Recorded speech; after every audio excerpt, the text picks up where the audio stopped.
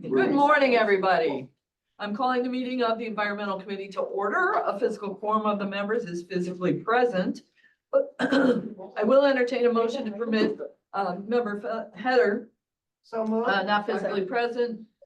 So we have a motion and a second. All those in favor? Aye. Welcome, member Heather. That motion carries. Thank you, Madam.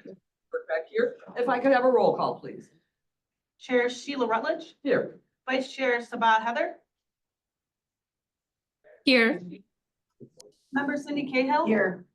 Member Lucy Evans. Here. Member Andrew Honig. Here. Member Lynn LaPlante. Here.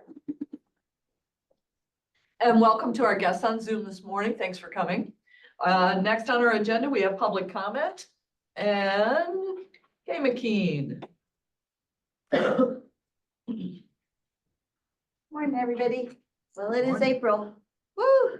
Lots and lots of recycling extravaganzas. I think 8 this month events. So that's good. We've got the flag ceremony at Forest Glen School in Glen Ellen on Earth Day, 2/15. We have the Sustainable Design Challenge, April 15th. So tax day, easy day to remember. We have 26 teams already, so we're pretty excited about that. A little glitch in it this year. Some of the schools brought back the SAT tests. And of course, they picked that Tuesday for the SAT test. So York, who has won the most awards, can't be here this year. So we're actually talking, I know, do you believe it? I know. So next year, we're thinking a little bit ahead of maybe March, trying to get it ahead before spring break and before all the testing. Seems to add more and more testing every year, so thinking about something like that. But it's our 19th year that it's worked, so we're pretty excited about that. Arbor Day is coming. It's the 153rd anniversary of Arbor Day. And of course, the Prairie Path and the Great Western Trail cleanup is April 26th. So there, it is a very, very full month, and hope you guys get to participate in some of those activities, taking care of the planet, right, in an easy way. So thanks for your time. Thank you, Kay. Let's see. Well, I jumped ahead to public comment. Chair remarks is I am heading up a crew for the Prairie Path cleanup. So if anybody wants to come out and help us with that, it's a short run, so not that big of a lift. So next on the agenda, approval of minutes from the March 4th, 2025 meeting. So moved. Second. All in favor? Aye. No corrections, deletions, additions. That motion carries. Next presentation for the clean energy workforce analysis. I'm gonna let Joy. Oh, I'm gonna get it out Okay. to Lisa and Jamie. Okay. Thank you. Good morning. Good morning, everybody. It's good to see you all. So as you recall, through the Energy Efficiency Conservation Block Grant that Joy and her department took on, they had approached myself and our workforce board manager, who's on this meeting, Jamie Brown, to inquire if we wanted to do something a little bit different with a section of those funds that is usually, it seems like in talking to Department of Energy, is not something that's often taken advantage of by grant recipients sort of across the country. Joy, jump in if anything that I say you have to add on or is incorrect in your estimation. But it seems like they were, I guess, sort of pleased that we had decided we were going to use a small portion of the funds for workforce development initiatives. One of the allowable activities was to conduct a workforce skills gap analysis, which typically, are provided by different subcontractors that run those sorts of reports. So we thought, we think we know what's going on with green jobs just from the work that we do day in and day out, but let's actually have somebody come in and spend the time analyzing the data and the trends and so forth and see where we're at as a county. We know the state of Illinois has put a lot of emphasis on this with legislation, state legislation like the SAJA, which is the Climate and either Environment or Economic Jobs Act. It's something like that. A big part of Governor Pritzker's state legislative agenda has been around that. And but we didn't know exactly what that looks like for DuPage. We know we don't have wind turbines here, right? Or solar farms or things like that. So we were interested in having them help us find out where the strengths are of DuPage County's workforce and opportunities there.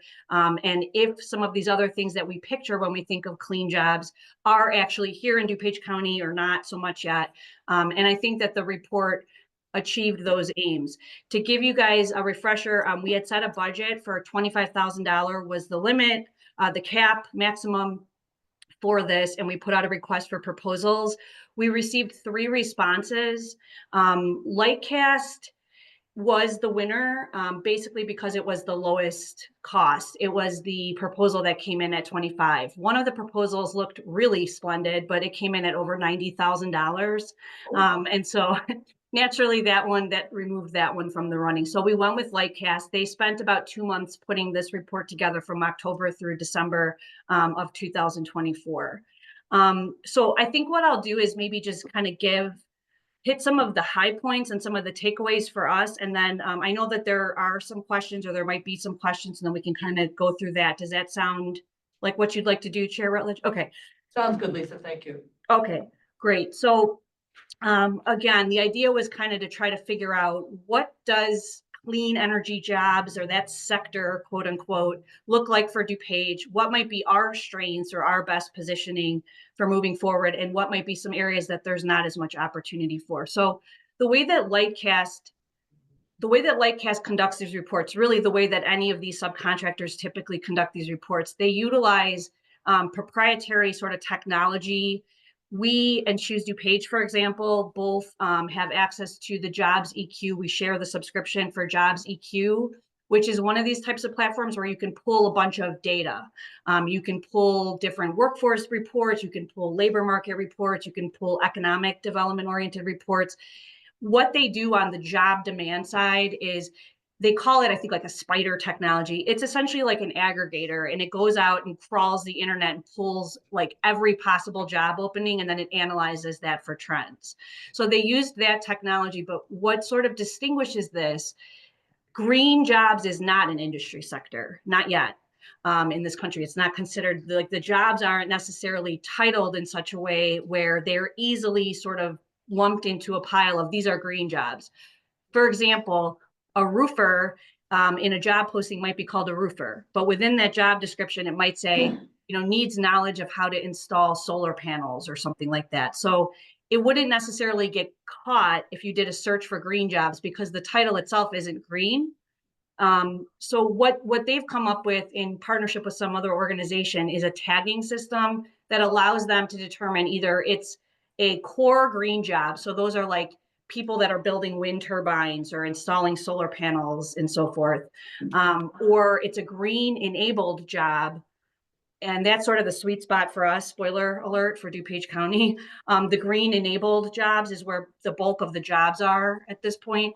That would be things like an HVAC technician who learns how to install heat pumps or other energy efficiency technologies.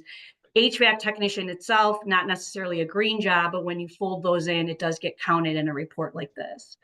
And then green enabling jobs would be, if I started a firm that is a green tech firm, I'm doing energy efficiency or energy audits for people's homes or businesses, and then I have to hire an admin assistant and a marketing person. Those admin assistant, marketing person, those are the green enabling jobs. So that bottom level, if you look through the report of the pyramid, is sort of like the job creation or the spin-off jobs that come from green technology. So it's a smart way to do it, because it's challenging otherwise to analyze this data. We've struggled with this for years.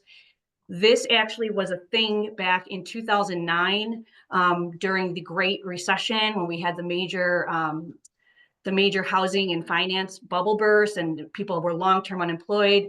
If you recall, there was a piece of legislation nationally at that time called the American Recovery Act. It was ARA. And there was a whole green jobs component to it. And we were supposed to be training people to be energy auditors and stuff at that time. And the jobs sort of never appeared fully. So there were a lot of people that had trained and then couldn't find jobs. So it sort of feels like history repeating itself a little bit here, but it does seem like there's a lot more traction going on, which is great to see. One thing to keep in mind with this report, when you look at any of these charts, the overall total for DuPage County job openings as a sector, again, is really quite small. So even like on page, it is 9 of the report, the highest industry sector, the industry sector with the most job openings or job postings year by year, is green building and construction. But the total jobs is 1,400, the high point of that chart. So overall for countywide, that's a pretty small slice of the total job market or labor market. So when you see some of these things where it's like a 200% increase, it's 200% of what's starting off as a relatively low slice of all of the jobs available. And so that can be like a little bit misleading, I think. In DuPage County, what they identified as the 3 largest sort of slices of the pie for green jobs or clean jobs are construction, manufacturing, and building maintenance. That tracks with what we would have hypothesized this might look like. And then automotive was the smallest, which I found interesting.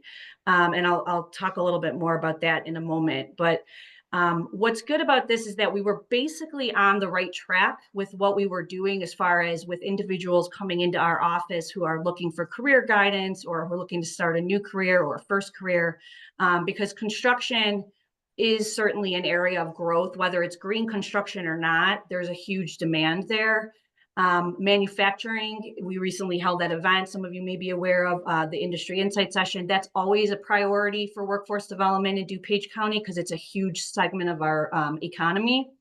And then building maintenance, we have been training more and more individuals in HVAC and programs like that, programmable logic controllers and different things that have to do with building science. So I think we're on the right track there. The automotive is interesting. And as a side note, as we were working through this report with Lightcast and kind of giving them feedback on the drafts that they would send through, Jamie Brown, our workforce board manager, decided, you know what, let's reach out to some local mechanics and different shops and kind of pick their brains on, should we be training people in EV or what kind of does that look like? Jamie, I don't know if you want to share some of what you were told. Hi, everybody. Good morning. As Lisa said, we were curious to know one of the occupations of focus for the state of Illinois for green jobs is electronic vehicle technicians. So I did call around and I called local mechanics and then also car dealerships to find out what level of training is required for this occupation. And overwhelmingly, what was told to me was on the low end, they would want 5 years of experience. On the higher end, some of the managers told me that they would want at least 10 years of experience to be an EV technician. So the result of that is that you can't go to a 6-week training, a 2-month training to become an EV technician. You have to be a very experienced mechanic to get into that EV space. Yeah, and so that's kind of one of those things where, see if I can switch my view here. That's kind of one of those things that we see time and time again with workforce development and the work that we do is sometimes there's it could be misleading. It's unfortunate because we have job seekers that come in and they're like, I want to do this. And the hard conversations that my staff and I sometimes have to have with people is you kind of were sold a bill of goods in some ways. With EV technician, the strategy then would be trying to get more people to train as entry-level automotive technicians with the goal that, a few years down the road, they would be able to handle EV based off of what the actual employers told us. It's the same kind of thing when you talk about electricians. I don't know if any of you have heard, oftentimes you'll hear kind of a statistic thrown out, like we're going to need, 200,000 trained electricians in the next X amount of years, which we very well might need that. But it's not an easy fix. It takes a long time. If you talk to our local IBEW, there's only so many openings for their apprenticeship program. And then it takes 5 years until you're actually a journey person. So the thought process around how to utilize a report like this is really, how do we get people onto those initial steps of the ladder so that they can eventually hit those kind of premium positions you think of in some ways when you think about green jobs? Does anybody have any questions on anything that I've said so far. And I feel like I'm doing like a lot of talking. I guess that's the point. I'm presenting. I realize that, but Lisa, yeah, Member Evans, you sent a pretty detailed email the other day with several questions. Do you want to ask those now, or has she answered Probably at already? the end, I don't know, like, Okay. are you gonna go through the actual the report or? Okay. Any of the slides Yeah. or anything? So page 9, then we have that summary of the 3 top for DuPage County, again, being construction, manufacturing, building maintenance. Automotive was quite low, which I was surprised to see, and same with electrical. Solar and wind was predictable, right? Because we know the type of geography that we are here. It doesn't necessarily lend itself to some of those like large scale renewable energy projects in that way. Now, where we do excel is on the sort of I don't want to say corporate, but like these office or management level positions. So a lot of them were like project management, but for like an environmental company. So that's, again, that's kind of one of those green enabled jobs where the job in and of itself of project manager doesn't necessarily strike people as a clean job or a green job.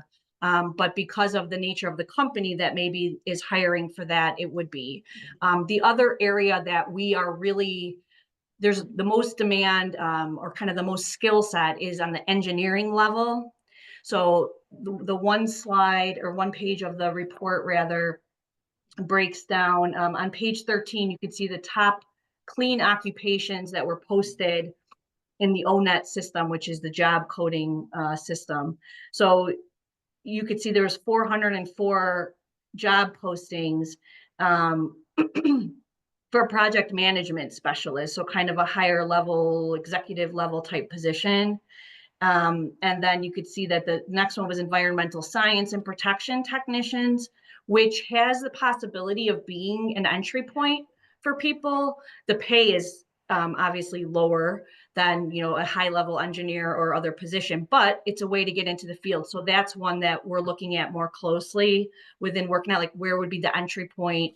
What are employers that we could connect with? Is there a training program that's necessary for something like that? Recycling and reclamation workers was the 3rd highest. And there is a slide, there's a page in here somewhere that breaks down the pay for these, but that's also sort of a low paying kind of entry point job. And then you have the civil engineers and environmental engineers and so forth. So the challenge with that landscape for the work that we do, at least the WIOA funded work that we do at WorkNet DuPage, which is basically the vast majority of it, those are not what are considered middle skill jobs. So our mission is always to get people into middle skill positions. So not those sort of entry level that don't pay enough to make ends meet, but we don't have the means to get people into the more advanced programs. For example, we don't fund bachelor's degrees or master's degrees or things like that. So it's always kind of like, what can we get you into that will pay a good wage, but that won't take a super long time for you to complete training in? And where are those kind of sweet spots? And there are some of those. This report has demonstrated ones that we already were aware of, and then some additional ideas and thoughts.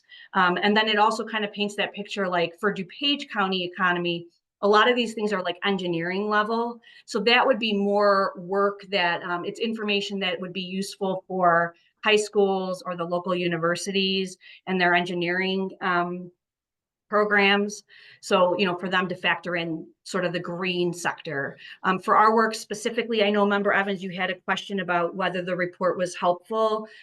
It was, and it did reaffirm and validate some of the things that we are seeing and actually, hearing.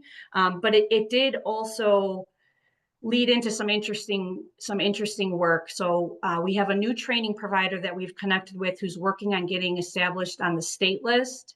And they do energy auditing training. The BPI, Joy, help me, is that Building and Professional Institute, I think is the industry credential. They do that kind of training for individuals and for workers of companies. So we're looking to get them added so that individuals that come into the center can select that training program and then enter the field that way through sort of an energy auditor position. We also are looking at doing incumbent worker training grants. So Member LaPlante, Member Rutledge, anybody who's been on the Economic Development Committee, you know that that's one of those big tools that we use That would be where we reimburse the cost of training for a company to put some of their employees through and get that qualification. So it's led to a lot of interesting things like that. Jamie talked with our HVAC training providers about adding energy efficiency components to their training programs that we fund for, including the heat pump technology. So that's something that's kind of in the works also. So I think that overall it is a useful report.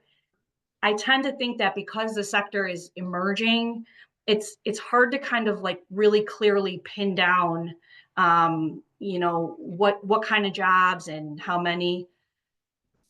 You have a question? Member LaPlante, go ahead. Somebody interrupt me from blathering on about this. Thank you so much, Lisa. As always, wonderful report and great explanation. What I'm noticing is missing in what we're talking about is what I would call maybe an innovative approach to lining up candidates with sustainable solutions. In other words, I think we have to think much more broadly and big picture here. What we're trying to do is we have a huge problem, right? We have an environmental crisis that we're facing every single day. Huge, huge, huge problem. We also have people who need jobs. We need to somehow incentivize solution-oriented careers in the environmental sector. So I hear exactly what you're saying about basically you've got, to simplify it to the dumbest level, sorry, but small, medium, large, right? And you're focusing on the medium section, right? But I think we're missing something here. We're missing a concept, which is we need to somehow encourage, especially younger people who are maybe not choosing a traditional four-year college path, or people who finished college but are not really, finding the right role for themselves, where they can get on track to be a future problem solver. If that makes sense. So I feel some of these jobs, I get it, you listed them, and I get it, I get green building, green construction, I totally understand that. But there's also some more bigger sort of concepts that I think we should be encouraging here in some way that would motivate people to want to be in the green sector. And so I don't see that in the report, and I'm not hearing it talked about now. And I'm wondering if there's anything that we can do that would help, cover that sweet spot. Well, so a few thoughts on it. So it kind of goes to for my purposes, it goes to the WIOA, so our funding versus kind of countywide workforce development and all of these things that I would love to, do and dig into, but that are not directly related to administering those programs. If I had the time and the resources, I have a lot of thoughts around that, Member LaPlante, and I talk about this all the time, so my staff would be probably sick of hearing me say it, but there's a disconnect, there's a misalignment society-wide right now, and it's only going to get worse in my humble opinion. There's a disconnect between where the demand is for jobs and what the supply, being individuals pursuing jobs, whether that's college students, high school students, older worker, anybody, what they're looking for as far as jobs go. What the jobs that people want are not necessarily aligned with where the actual need is and where the most in-demand jobs are. And that's a big problem, and it's only going to get exacerbated by AI, because AI is going to continue to reduce the need for some of these roles that people want. Quite frankly, not everybody wants to go out and work with their hands. Not everybody has the ability or the desire to become an engineer. But where the demand is misaligned with what much of the supply wants. And that's part of the reason why we see people go through and get college degrees in whatever, and then they can't find a job because they trained in something that doesn't directly prepare them for any particular kind of employment where there's a lot of job demand. So that's an issue. I would say a campaign to sort of raise the awareness, although every industry would tell you they need this, and it's probably true, with the possible exception of healthcare, every industry would kind of say this, like there needs to be a perception, it needs to become part of people's consciousness that this is an actual sector that you could pursue employment in. People think they want to do, young people, like technology. Okay, but that's almost becoming like today's version of business. People used to say, what are you going to study in college? I don't know, business. Well, business isn't like its own thing. It's many, things. Technology is the same.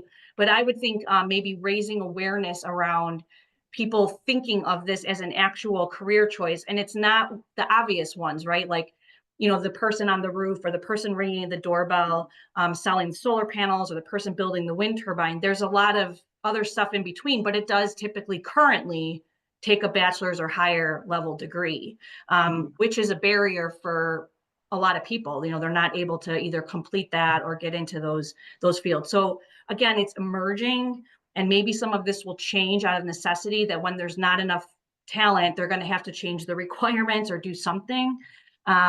But yeah, I'm with you that there needs to be more awareness of this as a choice. Right. Well, maybe there's something, I'm maybe gonna there's jump something. ahead to member. Can I just finish what I was going to yes. say? Thank you. Maybe we can just look into that for an option to explore more thoroughly on this committee, because this is a, like you said, a gap. And it could really use some attention with your partnership and helping with this committee. Maybe there's room for that. Mm-hmm. Sure. Great suggestion. Member Heather. Thank you, Madam Chair. Thank you, Lisa and Jamie, for this detailed presentation. Jamie and Lisa, you talked about the mechanics for the EVs, and that you touched upon finding out more information about the training aspect of being a mechanic for EVs. And the answer that we got was that it requires for them to have an experience of, say, from 5 years to 10 years. So does a mechanic have to just work in that industry without a training and just gain that experience to be able to be an EV mechanic, or is there a specific training? And if there is a training, how long is that training? Thank you. Yeah, that's a good question. Jamie, do you want to, since you were the one that spoke with most of them? Yeah, I would say, what I gathered is there really wasn't a sort of a defined training program. A lot of it was happening on the job, especially at the dealerships. A lot of it, the dealerships and the mechanics, they start as lube techs and really work their way up. So there wasn't, at least what was told to me, a defined program, say it's 2 years and they go to XYZ school and then they get their certification and then they're an EV technician. There's definitely some formal training that goes on, but a lot of that is on the job training as they progress through the occupation from, say, the ground level to 5 years to 10 years. Yeah, and remember, Heather, there are automotive training programs that then are incorporating EV in, which is great. So they're getting familiarity. But what we were hearing from the actual dealerships and mechanics is like, that's great. Like if I went and completed an automotive program and I learned some EV stuff, I get hired. What they kind of were saying was like, we're not letting those new people anywhere near the EVs, because it's like the veteran, senior mechanics with the EV stuff, basically. Sort of akin to when we hear people that want to become a cybersecurity person, because there's a huge demand there. You don't just train for cybersecurity and then someone turns their infrastructure. Like imagine Anthony, we're like, hey, we got a new person, they're handling, cybersecurity. You start like at the bottom and you kind of have to work your way up. And that's where I think sometimes some of these things can be misleading. Like train to be this, it's going to take a while, before you get there. I always appreciate a robust discussion, but we only have a couple minutes left in our committee slot. So thank you so much. Definitely some things that we can talk about in other committees, I think, as well, Lisa. Member Heather, thank you for your question. Member Honig, if you want to reach out to either Lisa or any of the others to get your answers to your question. I'm sorry to have to cut you off. Please feel free. Thank you. Thanks, Lisa, so much. And Jamie and Member Heather, thanks for zooming in. So next on our agenda is staff reports for the DuPage County 2024 Waste and Recycling Annual Report and the 2025 document shredding events we're going to receive and place on file for those items. If you have any questions, you can reach out to Joy on that. Does anybody have any old business? Any new business? Without objection, we're adjourned.